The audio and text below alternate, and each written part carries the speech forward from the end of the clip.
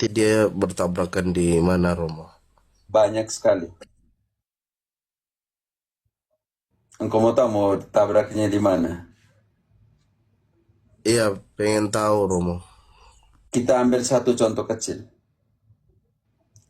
Kalau tanpa tradisi untuk menjelaskan satu ayat cukup ya. Bantu dulu ide 2 Timotius 3 ayat ke-8. Pagi Pater, 2 Timotius 3 ayat 8. Sama seperti Yanes dan Yambres menentang Musa, demikian juga mereka menentang kebenaran. Akal mereka bobrok dan iman mereka tidak tahan uji. Dismas, sekarang kau jelaskan Yanes dan Yambres menurut perjanjian lama. Karena Santo Paulus mengutipnya dari perjanjian lama. Tidak ada dalam perjanjian lama. Iya, gak ada, Romo. Lalu bagaimana seorang Protestan menjelaskan di situ? Contoh kecil, saya ambil contoh yang Paulus ambil dari perjanjian lama. Kalau tanpa tradisi, tanpa Talmud, orang Yahudi, bagaimana ini belum masuk ke Kristenan, ini masih ke Yahudi. Bagaimana Santo Paulus mengutip dari tradisi Yahudi, dari Talmud, Yanes dan Yambres. Itu Yanes dan Yambres itu siapa? Tidak ada dalam kitab Keluaran, tidak ada. Diambil dari tradisi Yahudi. Yang mengatakan Yanes dan Yambres adalah nama dari dua tukang sihirnya Firaun. Berarti Santo Paulus hanya baca perjanjian lama atau baca juga Talmud? Orang Yahudi punya. Iya, baca Talmud juga, Romo. Oke. Sekarang kita ambil contoh yang tidak ada dalam kitab suci. 1 Korintus 15 ayat ke-5. 1 Korintus 15 ayat ke-5, bahwa ia telah menampakkan diri kepada Kefas dan kemudian kepada ke-12 muridnya. Ketika Yesus naik ke surga di bab 1 kisah, Matias sudah dipilih atau belum? Dismas. Sudah ya, Romo. Yesus naik ke surga ayat berapa? Di kisah 1 ayat berapa dia naik ke surga? Matias baru dipilih di ayat 15 sampai dengan 26. Artinya Yesus naik ke surga sebelum pemilihan apa? Pemilihan rasul. Lalu ayat itu mengatakan menampakkan diri kepada 12 rasul. Bagaimana mungkin Yesus naik ke surga?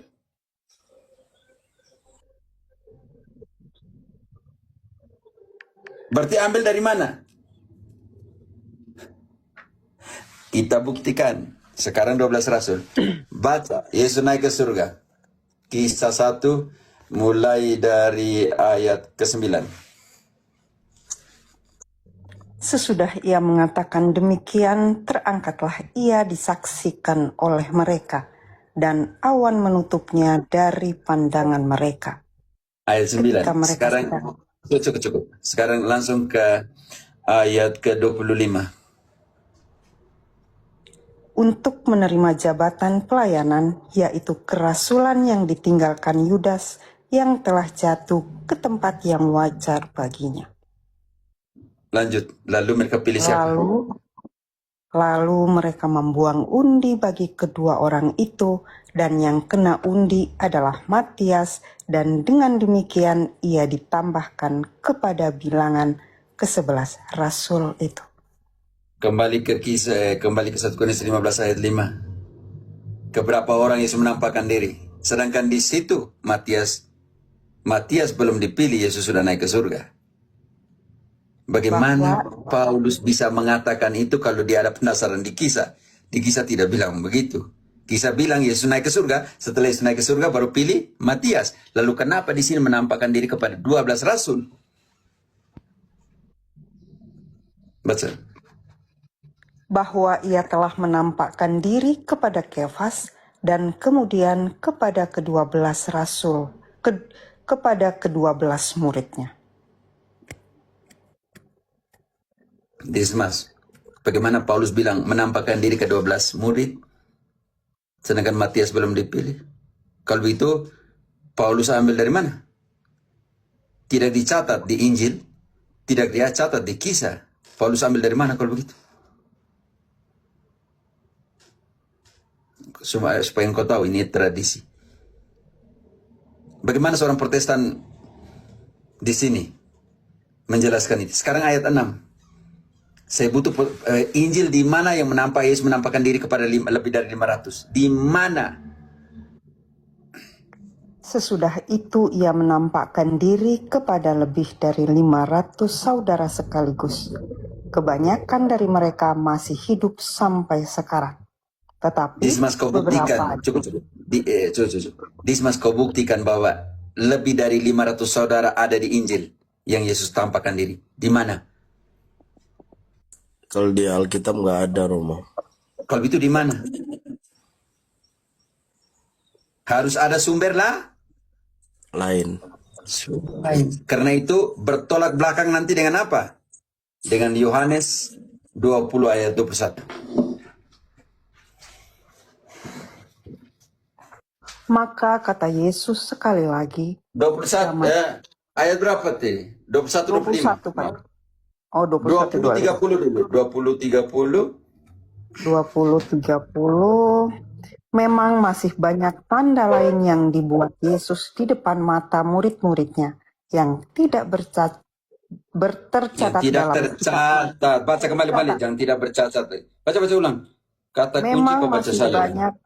Memang masih banyak tanda lain yang dibuat Yesus di depan mata murid-muridnya yang tidak tercatat dalam kitab ini. Dismas, masih ada banyak yang tidak dicatat dalam kitab, dalam Injil Yohanes? Ada di mana kalau begitu? Kotanya Protestan, ada di mana? Iya, Bab Romo. 21 ayat 25.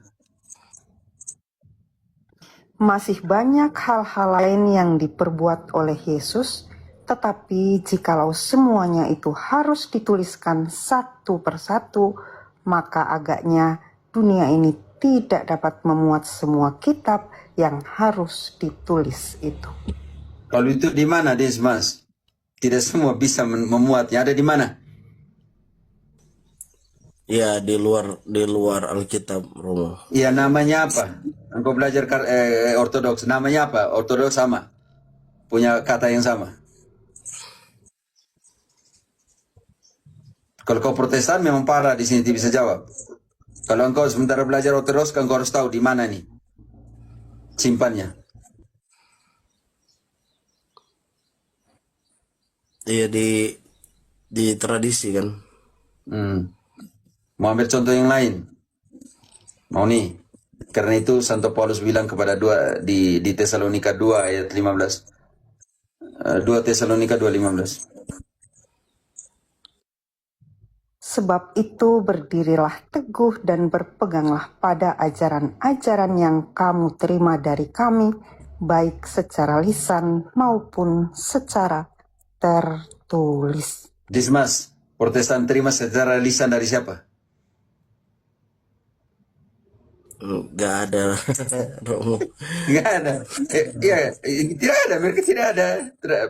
Mereka tidak percaya tradisi. Yang tadi tidak dicatat taruh di mana? Sekarang kita lihat posisi Yohanes bagus sekali. Yang pertama, Yohanes bilang begini. Dalam 1 Yohanes 1 ayat 1 surat, dia omong tentang tradisi lisan.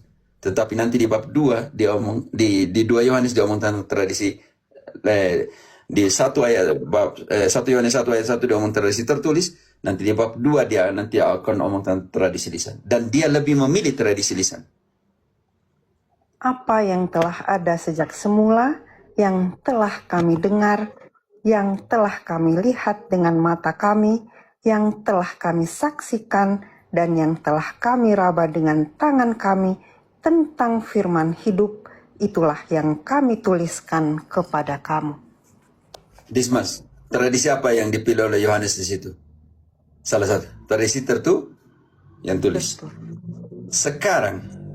Sekarang kita turun ke 2 Yohanes. Coba 2 Yohanes 2 ayat ke-12.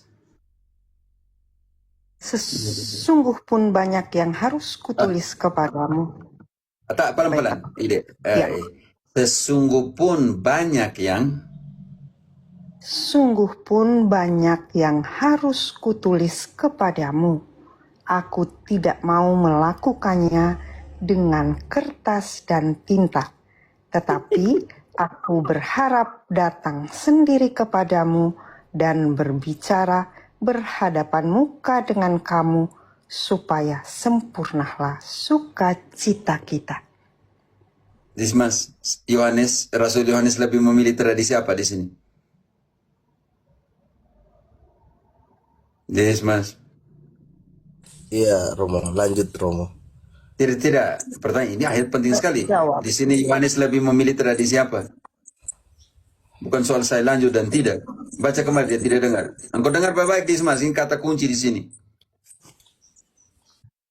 Sungguh pun banyak yang harus kutulis kepada kamu. Aku tidak mau melakukannya dengan kertas dan tinta, tetapi aku berharap datang sendiri kepadamu dan berbicara berhadapan muka dengan kamu, supaya sempurnalah sukacita kita. Dismas. Ya, Yohanes secara memilih apa? lisan, Romo. Ini penting Lisan. sekali. Kami adalah pelayan-pelayan perjanjian yang baru, tetapi yang dimeteraikan oleh apa? Ini penting sekali, saudara dan saudariku yang terkasih. 2 Korintus 3 ayat ke-5-6. Dengan diri kami sendiri, kami tidak sanggup untuk memperhitungkan sesuatu seolah-olah pekerjaan kami sendiri. Tidak, kesanggupan kami adalah pekerjaan. Ialah membuat kami juga sanggup menjadi pelayan-pelayan dari suatu perjanjian baru yang tidak terdiri dari hukum yang tertulis, tetapi dari roh, sebab hukum yang tertulis mematikan, tetapi roh menghidupkan.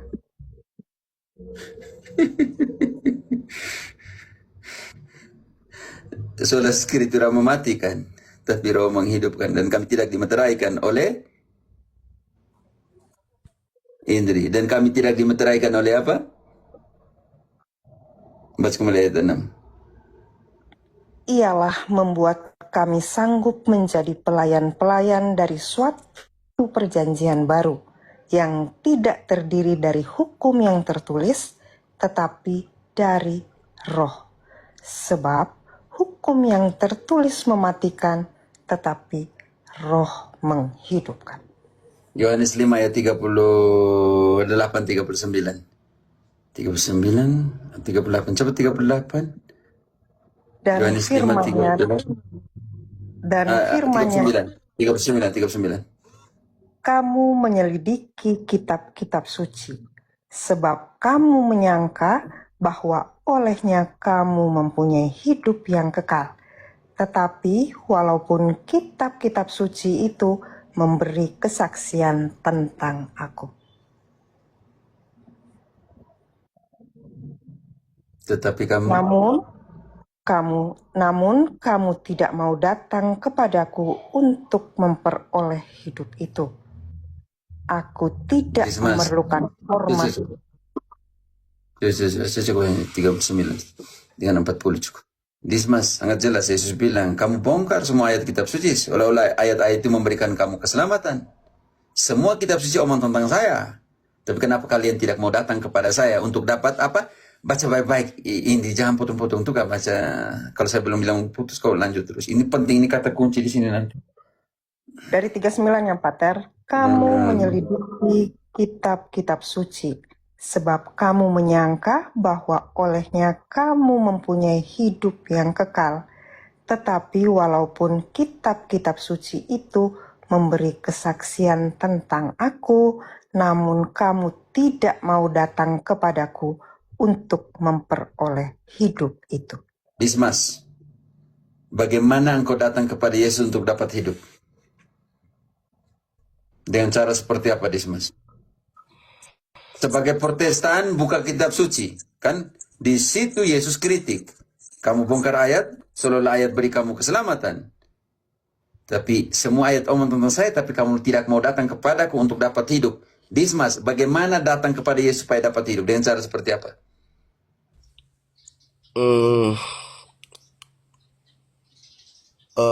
Ekaristika, Romo. Sangat jelas. Oke. Bab selanjutnya dijelaskan. Bab 6. 6, Yohanes 6. Ayat ke-52. Orang-orang Yahudi bertengkar antara sesama mereka dan berkata, bagaimana ia ini dapat memberikan dagingnya kepada kita untuk dimakan? Kenapa Yesus bilang ayat 50? Inilah roti yang turun dari sorga, barang siapa makan daripadanya, ia tidak akan mati. 51. Akulah roti hidup yang telah turun dari sorga. Jikalau seorang makan dari roti ini, ia akan hidup selama-lamanya. Dan roti yang kuberikan itu ialah dagingku, yang akan kuberikan untuk hidup dunia. Orang-orang Yahudi bertengkar. Engkau sudah baca itu, buat apa baca lagi? Dismas, kau mau ikut yang mana? Soal Skriptura? Atau datang kepada Yesus untuk dapat hidup?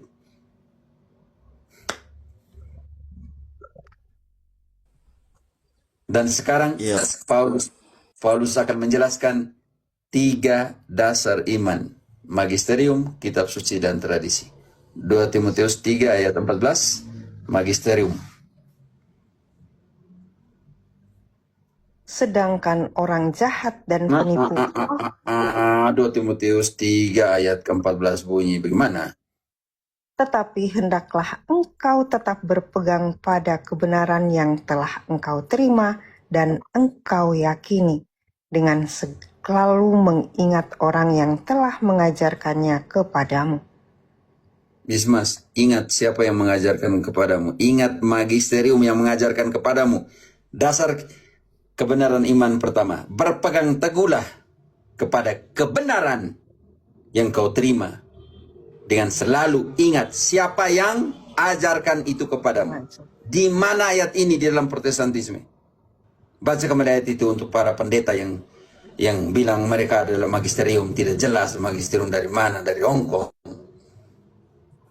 Tetapi hendaklah engkau tetap berpegang pada kebenaran yang telah engkau terima, dan engkau yakini, dengan selalu mengingat orang yang telah mengajarkannya kepadamu. Siapa yang ajarkan kepada para pendeta? Kitab suci? Di situ omong tentang siapa atau apa? Dismas. Siapakah, Romo? Berarti omong tentang siapa yang mengajar. Ajar. Memang kitab suci bagi Protestan turun dari surga. Baru ayat ke-15 ini yang kita namakan dasar kebenaran iman yang kedua. Kitab suci yang punya 2 fungsi. Ingatlah juga bahwa dari kecil engkau sudah mengenal kitab suci yang dapat memberi hikmat kepadamu dan menuntun engkau kepada keselamatan oleh iman kepada Kristus Yesus. 2 fungsi kitab suci. Menuntut engkau jadi bijaksana, membuat engkau bijaksana, dan menuntut engkau kepada keselamatan. Tuntun engkau kepada keselamatan. Jadi sudah berapa sumber di situ? Sudah berapa sumber kebenaran iman di situ, Dismas? 2, Kak Romo. Magisterium ayat 14, yang kedua kitab suci, yang sekarang tradisi ayat 16. Pakai TB1, Indri. Ya, Pater. TB2 itu terjemahkan sebagai kitab suci, padahal itu tulisan-tulisan. Ya. Segala tulisan yang diilhamkan Allah memang bermanfaat untuk mengajar, untuk menyatakan kesalahan, untuk memperbaiki kelakuan, dan untuk mendidik orang dalam kebenaran. Di situ Paulus omong tentang tulisan-tulisan yang diilhamkan. Karena kitab suci sudah di ayat ke-15. 16 dia omong tentang tulisan-tulisan yang diilhamkan. Seperti apa? Dia mengutip tadi dari Talmud ketika dia sentuh Yanes dan Yambres. Dismas. Iya Romo. Ada berapa sumber iman kalau begitu di situ? Santo Paulus nih. Iya. Ayat 14 Magisterium, ayat 15 kitab suci, dan ayat ke-16 omong tentang tradisi. Tradisi. Dan itu punya 4 tugas tradisi. Sudah jelaskan begini masih bilang saya ngawur menjelaskan, kan lucu. Ngawur tuh orang yang omong itu tidak tahu dari mana ambil skema hermeneutiknya, ambil dari mana. Kalau Katolik aman.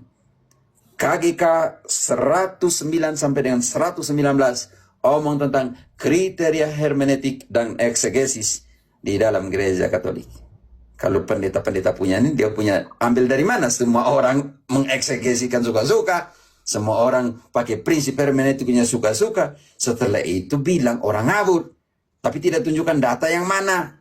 Yang ngawur itu orang yang tidak berani datang bawa data. Oke, Dismas. Kira-kira seperti itu. Soal Skritura. Selesai, gantung diri. Iya Romo, makasih Romo buat penjelasannya. Oke. Di sini ada beberapa orang yang lain, silakan. Kalau engkau masih punya pertanyaan, engkau tahan dulu. Kita kasih kesempatan orang lain aja.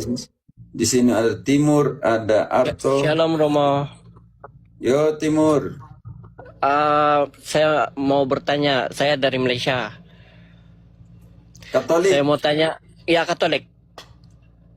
Tapi bakal istri saya nih dia Protestan. Mau Katolik, oke.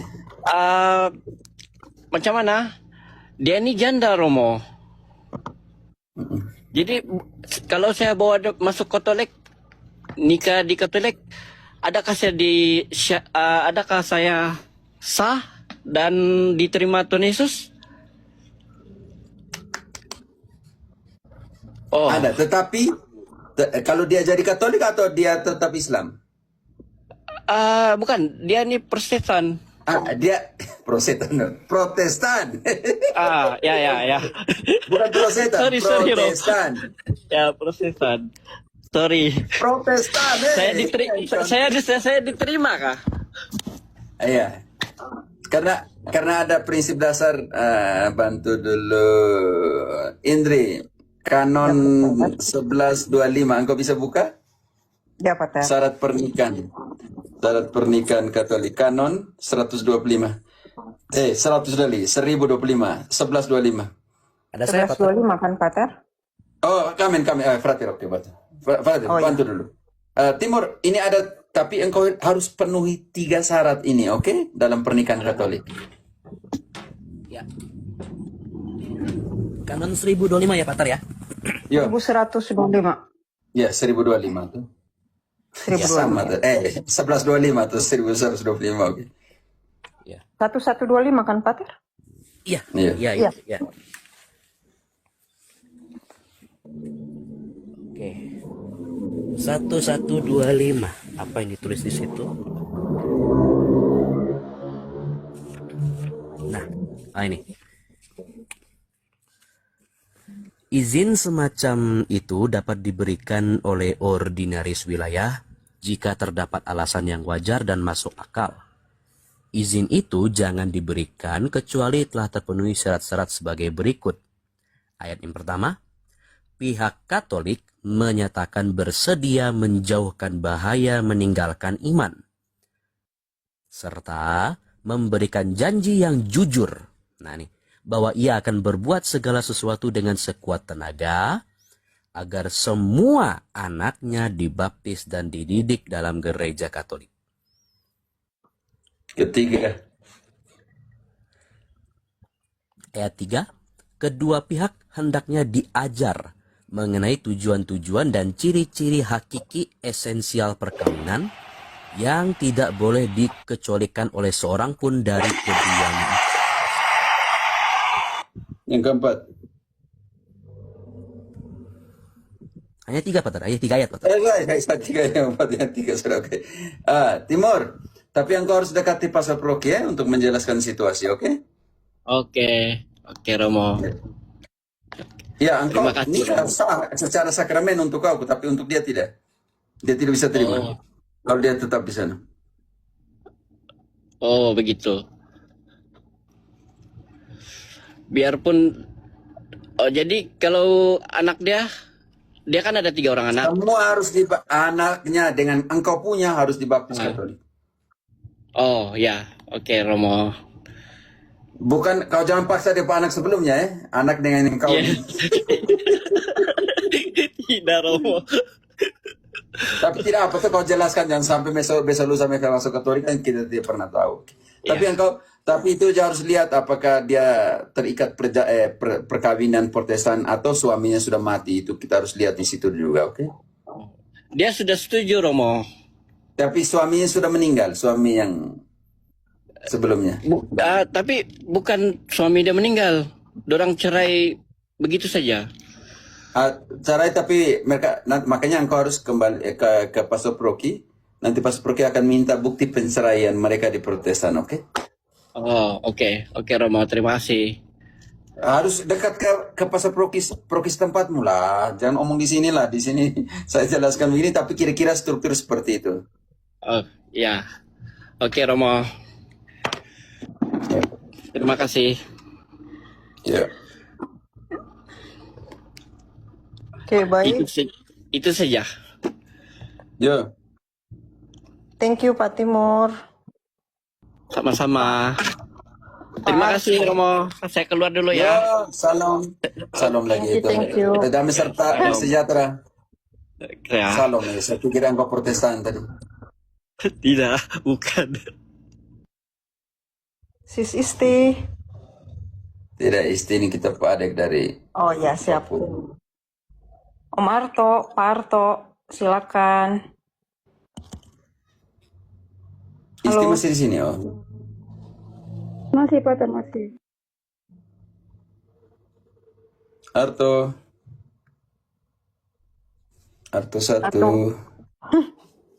Ya, Arto Pater. 2. Arto di bawah kalau begitu. Di sini Rian, Dok. alkohol di bawah. Rian. Di bawah. Oh, saya pikir alkohol tadi Rian itu. Baca salah. Seperti pakai kacamata ini parah nih. Rian. Kabur semua nih kepunaman.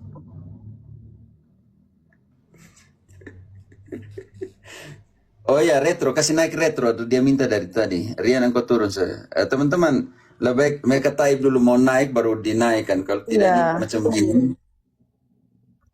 Retro nggak ada, Pater, nggak request. Ya ada di live, ada di daftar. Shalom, salve Romo. Salve, Sebentar, salve, Junior. selamat malam untuk Romo. Selamat siang untuk kita Duluan semua. ini. Siapa duluan ini? BB atau retro? Retro. Tapi saya jelaskan dulu, Junior. Romo izin bertanya soal halangan nikah karena tak bisa. Ya tidak bisa kalau sebelum dia dapat namanya laisasi dari Roma, dia tidak bisa akan pernah menikah. Oke. Kalau sudah dapat laisasi, makanya harus dekat dengan keuskupan, harus dekat dengan biara, dengan komunitas di mana dia minta keluar. Itu buat baik. Waduh. Teman-teman jangan lupa naik lah, kita bingung mau dengar yang mana nih. 2 di atas juga belum nih. Jangan lupa naik teman-teman. Oke. Jadi yang junior harus ada proses, oke? Siapa punya bunyi? Oh, retro, silakan retro. Retro.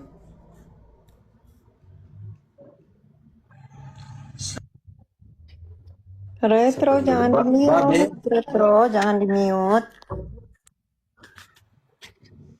Selamat pagi. Kan? Oh ya. Ya, Retro. Halo. Ya, silakan Retro.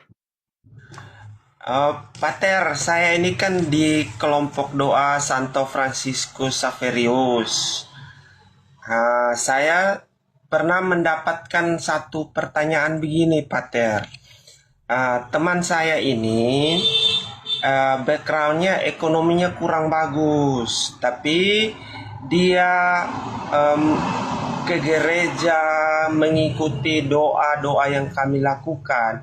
Nah, dia kadang bertanya ke saya, Pater, kenapa Tuhan belum mengabulkan permintaan-permintaannya mengenai perekonomiannya, Pater. Aduh, kalau saya Tuhan Allah kau bisa tanya di saya. Kalau saya bukan Tuhan Allah, ini gimana kau tanya ini barang di saya?